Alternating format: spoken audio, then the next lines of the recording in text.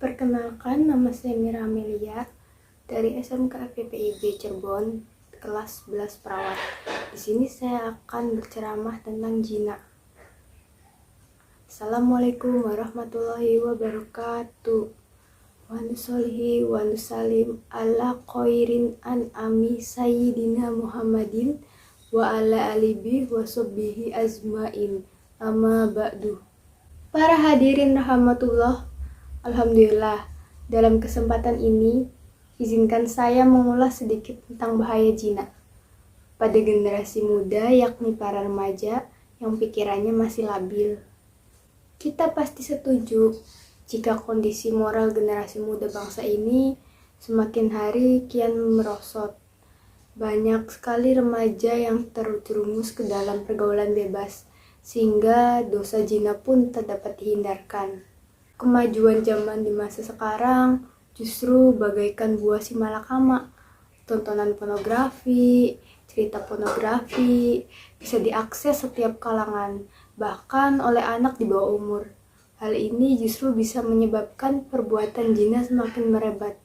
Jika di masa lalu anak muda merasa malu berpacaran di jalanan umum, berpegangan tangan, apalagi bergandengan tangan, maka lain ceritanya di zaman sekarang.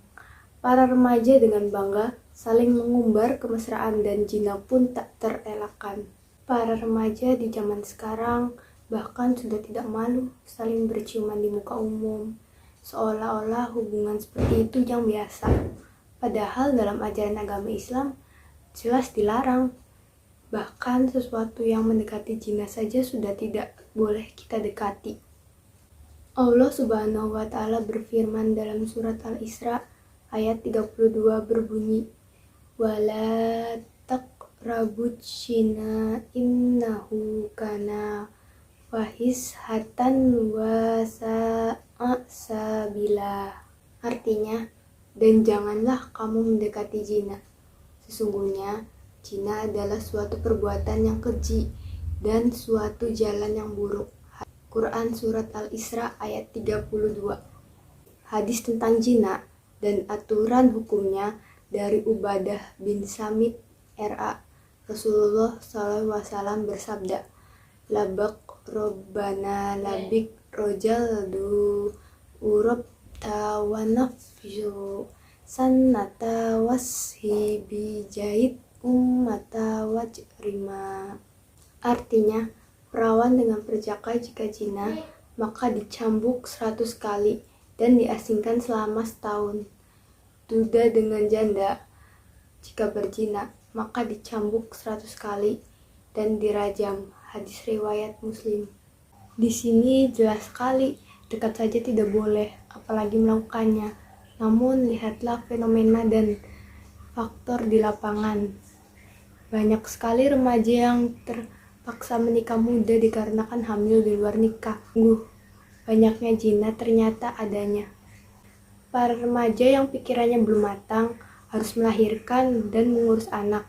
Bahkan si ayah bayi tersebut masih sekolah, belum mempunyai pekerjaan selain mendapatkan dosa dan zina. Mereka juga harus menerima berbagai konsekuensi dan perbuatannya. Seperti yang kita tahu, kita adalah pelajar dan kita pasti tahu apa itu tugas pelajar. Tugas pelajar yaitu belajar dengan baik itu pelajaran ilmu pengetahuan dan kelakuan atau kepribadian. Akan tetapi, jika juga mungkin mengetahui bahwa kita masih dalam tahap pertumbuhan, baik itu fisik maupun kejiwaan, dan kondisi kita masih belum stabil, sehingga kita dapat mudah terpengaruh dan terperangkap dalam kesalahan-kesalahan.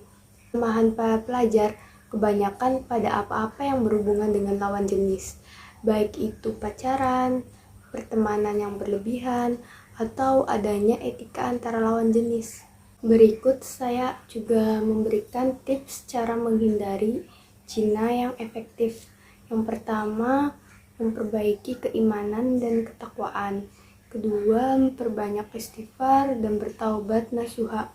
Yang ketiga, menjauhi berbagai macam-macam zina sesegera mungkin ya. Dan yang keempat, mengisi waktu dengan kegiatan yang positif seperti mengaji, terus zikir gitu. Yang kelima, berkumpul dengan orang-orang yang soleh. Yang keenam, tidak melakukan kesalahan yang sama untuk kesekian kalinya, kayak jangan mengulang-ulang kesalahan gitu. Ketujuh, tidak suka berkumpul dengan lawan jenis. Perbanyaklah di rumah, jangan banyak keluar rumah. Dan ke-8, tidak sering-sering buka media sosial. Kita chatan dengan lawan jenis saja tuh sudah termasuk zina. Dan memperbanyak membuka dan mempelajari isi Al-Quran.